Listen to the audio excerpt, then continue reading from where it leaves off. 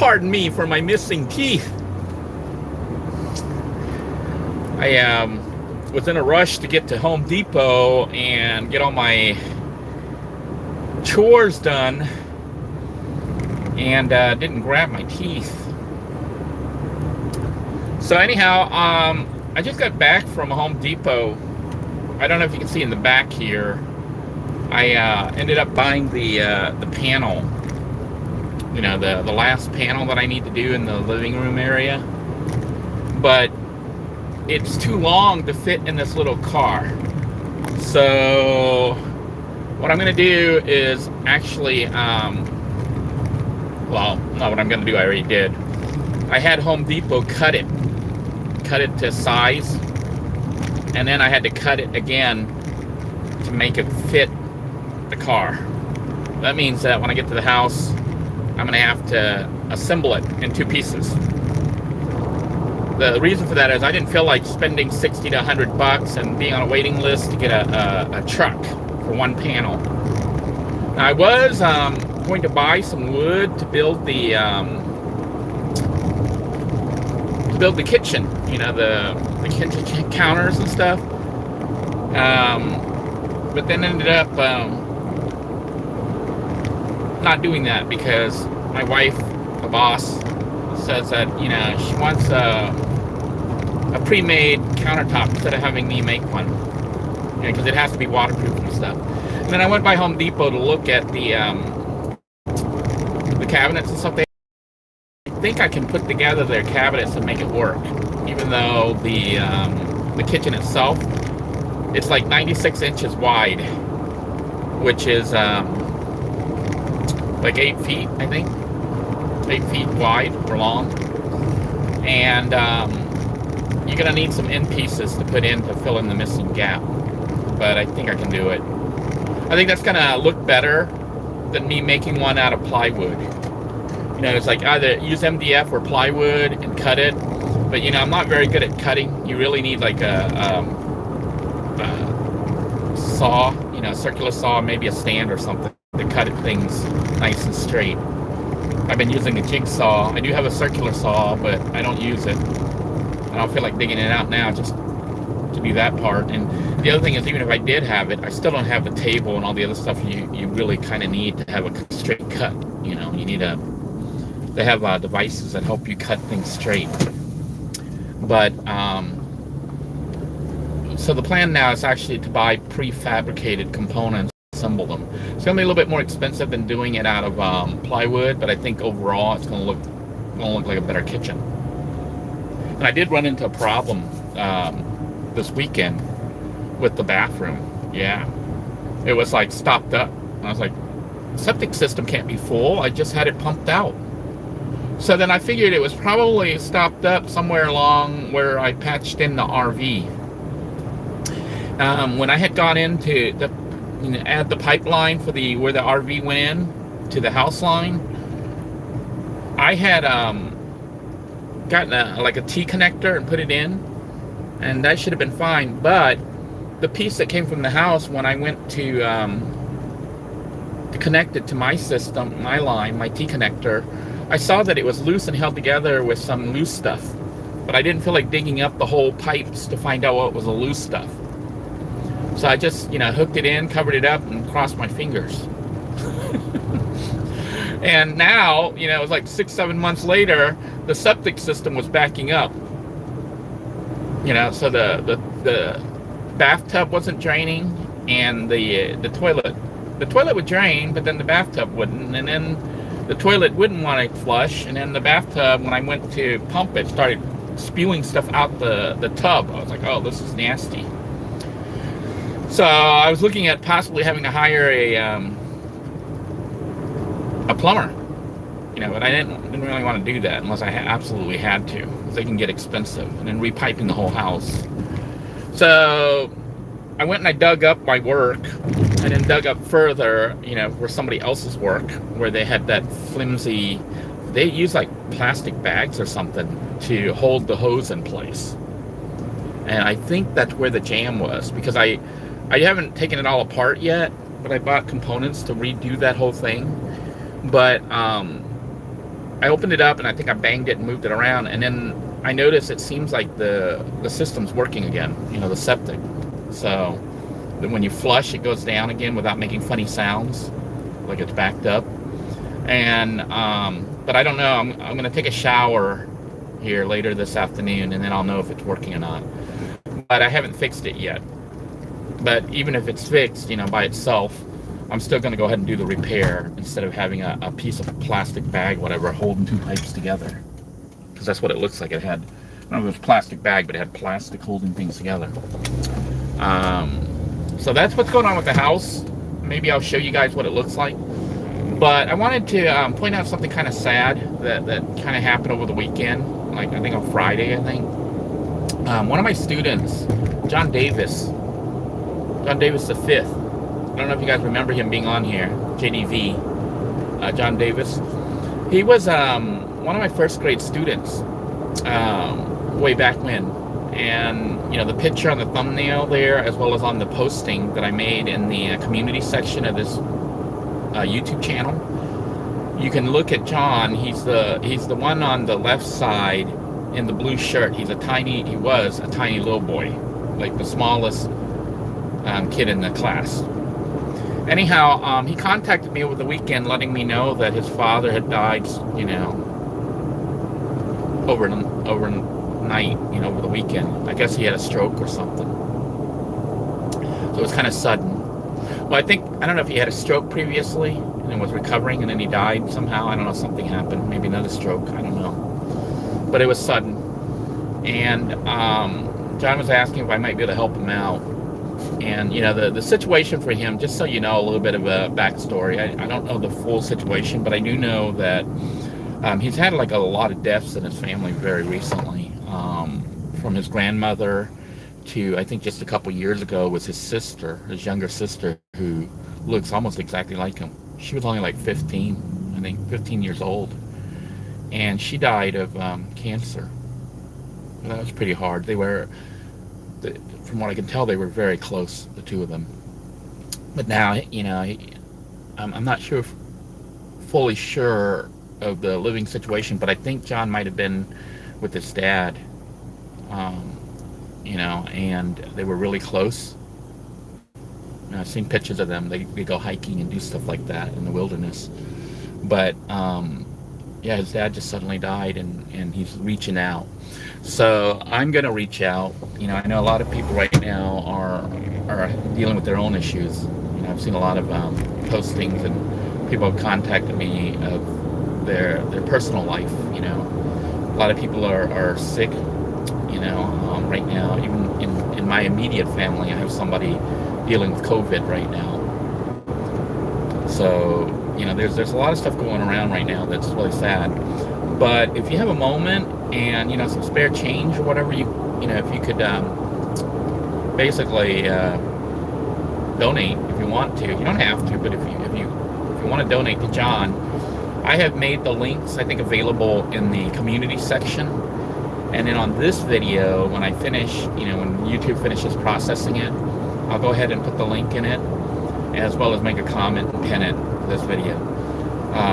Basically, the money will be used, I guess, to help John, deal with the situation right now. I'm not sure what's going on with funeral arrangements and everything else, but I know it's a sad time for him, and he's lost quite a bit of family just in a brief time period.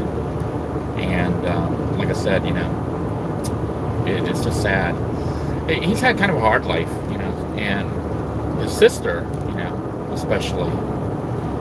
I just made contact with his mother again because of the, me posting about John, and his mother liked it or whatever. And then, I tracked her down, but I was like, I remember her from when I was a teacher, and I feel so sad for their family. Anyhow, that's what's going on with John.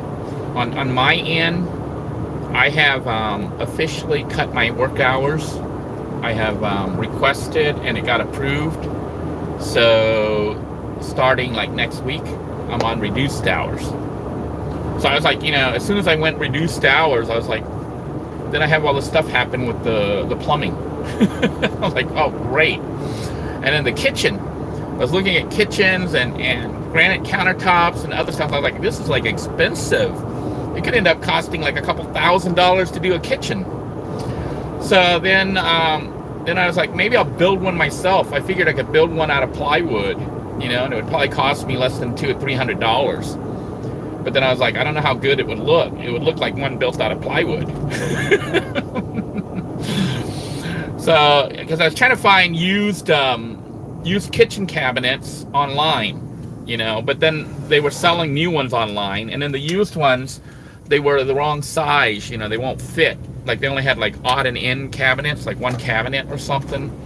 And you have to have a certain width and a certain depth and a certain height to make it fit your kitchen. So after going through all that, spending like basically a whole week scanning Facebook Marketplace looking for cabinets, I decided, you know what, I think I will go ahead and look at new ones. And I thought they would be more expensive than they were. But I just got back from Home Depot, and then I saw that they actually have countertops, kitchen countertops, the cheap ones, you know, made out of that, what's that, pressed particle board or whatever it is, with the plastic coating, you know, the kitchen and bathroom coatings on top. So it's waterproof until water gets under there, of course. But it should last a while, you know, as long as you're not like poking a hole through the coating. I figure their countertop, even though it's made out of that cheap pressed wood, which I think is kind of junk, but I think it would be better than what I could do. Because if I did it, then I would have to get, you know, paint. I don't think paint alone would be good enough. I think you would need like a plastic coating, acrylic or something on top of that, because it has to be completely waterproof, you know, because it's the kitchen.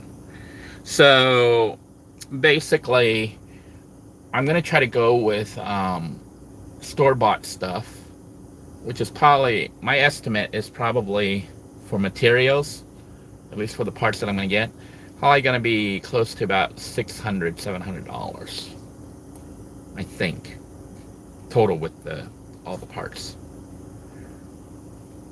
I don't know if that includes the island or not. And then I'll do the installation myself, you know. I think if you pay somebody to install, it's probably going to run you about $2,500 to $3,000 to have somebody put your kitchen in. So doing it yourself, you probably save half or, you know, or 2/3 of the price. Anyhow, I am at the house. I'm going to give you guys a quick tour on what's going on. All right. Let me see if I can switch the camera here. As you can see, we've got our board here all chopped up in the back. And I'm hoping that it all fits nicely and doesn't look too bad with the so I got, because I'm going to be dealing with the sewer system here, stuff for piping. I also bought paint. So this is the color the kitchen's going to be. The kitchen's going to be this yellow color. I wanted it looks almost white out here, but I think it's called canary yellow, like Tweety Bird. So I got that from Home Depot. What else? Drywall screws. You know, because I was this is the color. This is the color the kitchen will be. Oh, it's roasted corn. I guess I didn't get the canary. I got roasted corn. I don't know why I didn't look at. I guess I looked at the canary, the yellow canary, and then roasted corn. Decided to go with roasted corn, maybe because it was a little bit lighter. I wanted like kind of a bright kitchen. And then as far as the house itself, this is what's going on right now. I been building, you know, trying to get the shelving done. So you can see I started to clear up the kitchen a little bit because I was going to rip all this out. This was all going to be maybe some ribs here. But anyhow, I was getting ready to rip all this out, so I was clearing all this. But I started to put the shelving in. And turn on some light. I started putting the shelves so I could put the food that was all up here on here. And ended up building this bottom shelf. I don't know if you can recognize that wood. That is from Little Blue. So Little Blue is inside the house now. Part of the house. So I took the shelving that was originally it was part of the back shelf of little blue, and then I think maybe part of the bedding system. Made it into the solar power system for good vibrations, and now it's part of the shelf for the house. Wood is expensive, so recycle when you can.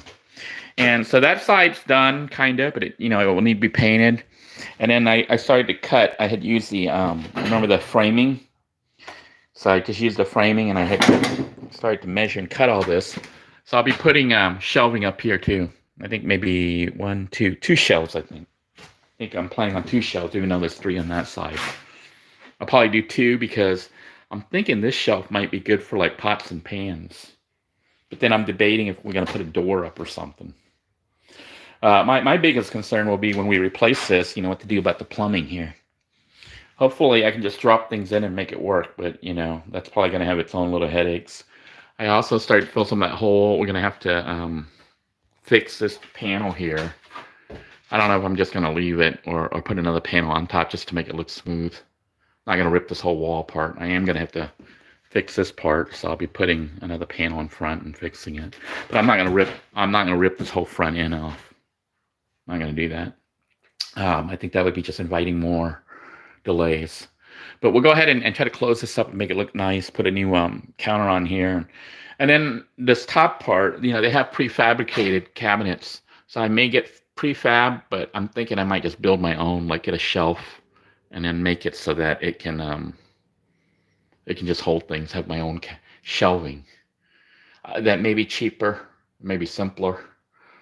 If you get the prefabricated units, see, the problem is this house. Normally in a regular house, you have like really nice big studs, the framework behind the wall that you can screw into to hold things up. This house, it's got crappy little dinky. This is what they normally have inside for the framing. These tiny little pieces of sticks. I don't even call them boards. They're sticks. I don't think they'd hold anything up. So I'm thinking of just putting beams across and running a board, doing it like I did the RV, making my own. That way it's a little bit stronger, it'll be lighter than putting cabinets, prefabricated cabinets, and trying to screw them onto the wall to try to find these little frames that half of them were broken. When, I ripped apart the walls, I saw what a bad job they really did on these houses. They don't even connect them. They're like broken, missing, and it was just nasty. It was bad. But let me show you what's going on with the back, with the sewer. This is what's going on. So I had to dig all this up, but you can see this is what it was I had made the T interconnection here from, this runs out to the RV. So we piped it from the RV's septic to here. So it's all buried under here. And I made a T connection, but at the time, I didn't know that this piece was short like this. They had cut it and assembled it. And see, what I did was I cut this pipe right here. So this pipe went down that way. But I cut the pipe right here to put my T intersection. And then when I went to install it, I was like, why is this tip loose? Then I realized, what the heck? I didn't take all this apart. I saw that there was some kind of plastic or some weird crap. I was like, oh no. And I shoved that right into the plastic, thinking that maybe it was some kind of flexi thing. But after looking at the septic issues, I went ahead and dug all this up, and I can see that it looks like they took plastic bags and just shoved it in there. And that's what might be clogging up the system. But I'm going to have to dig all this back out, and then I got a coupler that will join this piece with this piece. And hopefully I make a good enough seal that it solves that problem. Because the septic's right over here. And the other thing was, like, it smelled bad back here.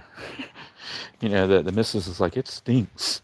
So I think it's because where I ran the drop line for the from the RV. So I'm hoping that's where the smell was coming from. I'm assuming the smell was coming from where I put the drop line in. All I had there was like this foam, this black foam to kind of seal the hole. But I ended up getting that spray stuff. So it's dry now. Hopefully it made a good seal. I put I took out the stuff, left a little bit, one layer. Then I sprayed the, the, what's that stuff called? Great stuff, the foam. That stuff's a mess. It sprayed and went everywhere. But I sprayed it in there, so hopefully it made a really good seal. So no smell will be coming from this spot. And then hopefully that fixes it. So I'm going to leave this exposed. And I'll fix this, maybe not today. I'm going to go use the shower and everything and see if it still flows. If it flows, then the leak was here where when I started messing around with the pipe, it released the clog. Because if I didn't release the clog, this is going to suck. When I take it apart, it's going to be really bad.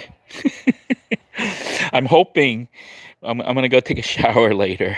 And if the water runs and there's no clog or anything like that, then I know that when I come to open this up, there's not going to be anything there. It's going to be nothing, because the water runs downhill. When you do the piping, it's got to go from gravity feed. So it goes up to the house and it runs down at an angle towards the septic. So doing it this way, if I pray that it's already fixed itself, and if it did, then me coming in is just to prevent future problems by putting a coupler on that part of their pipe and the other part. Had I known that they had this part that they joined themselves, I wouldn't have put the T intersection right there. I would have put it up here. Because some of you will say, why would you make a T intersection and then make a 6-inch area that you have to attach? Because I didn't know. I had cut the thing open and then I cut a line. I just cut across and I put in my T. And then when I went to lift up the pipe to put it in, I saw that it was detached. I was like, oh man. Had I known that, I would have went where it was detached and just plugged it in. That would have. But then, the angle, basically, the angle has to be a certain angle because you can only run it a certain way. Because underneath the ground, there's all sorts of big, huge roots. There's all sorts of stuff and under here, there's also a metal pipe, which goes to the gas. It's the gas line that comes over here. So I guess this is the gas access. So there's a metal pipe down there, so, and I still need to kind of figure out what's all on there. I haven't dared to go under the house yet. It's kind of scary. This had all been ripped up because of me working, but the plan will be, now that things are kind of stabilized, I'll start to deal with the exterior. Once the interior is like, good to go, I'm going to seal off the exterior so animals don't go under there and die. Because that's the other thing is, when you have crawl space like this, it's raccoons, cats, dogs, they like to go under there, and sometimes they go there and die. And you're like, what's that smell? So that's what's going on. Man, I just see I have vinyl gloves here. I didn't know that. I just bought some more gloves, nitrate gloves, because I was going to deal with the sewer. So evidently I already had gloves. So maybe I'll take it back. It was like $12, $13. Yeah, I might just use these. Or maybe I'll use the other ones. These are vinyl gloves. I got to see if they fit. But it was like $13 for a box of gloves. And I got it because I was going to do the sewer. And the piece of the particle board or the wall board is what we're going to do. We're going to end up, we're going to rip this panel off. The last panel per, viewer suggestion. We're going to rip it all out and get all the insulation replaced, because I still have a little bit of insulation left. One, almost a whole roll right there underneath the sink. That should do this wall, and that means pretty much the whole place has been like replaced, in that far wall and a couple panels here. But the house has been replaced. And that way we know that it's clean under there, and doesn't have dead stuff. So I'll do that, and the walls will look good. But because I couldn't get the full length, the full height, it's going to have a little seam line on the bottom. I tried to line up the seam with the bottom of that window so it looks like it goes across. That's what it's going to look like. And then we'll start painting. And then the next time you guys see this video, hopefully the shelf will be up, which I'm going to finish up today, I think. I'm going to try to cut shelves.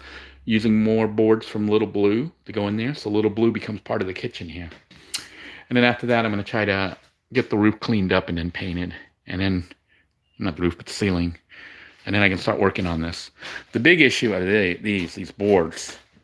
You know, these boards are meant for repair of the replacement of the roofing on the back, that back building out there, the brick building. So these will have to be moved before I can finish the inside here. You know, and I don't really want to set them outside where they can warp and get wet and all sorts of stuff. So I'll have to figure that out because they do need to be moved because this vinyl floor needs to be laid. Once the floor is laid, you know, well, first I'll paint the ceiling and the walls and then lay the floor. The house is like pretty much done, just finishing up the cabinets. And for the island, you know, if I decide to use the store-bought one, I may just go ahead and get a unit. I got to measure. I'll probably go just as wide as the old one was, right up to here, which is probably about 3 feet. I think about 3 feet, maybe 4 feet. 3 or 4 feet. Yeah, about 4 feet. So I'll get an island that's about this size that comes out here. And then I probably will have to build a bar. So it'll be a custom bar type add-on. Just checking here. Hey, John. Good to see you on here. I hope you're doing better.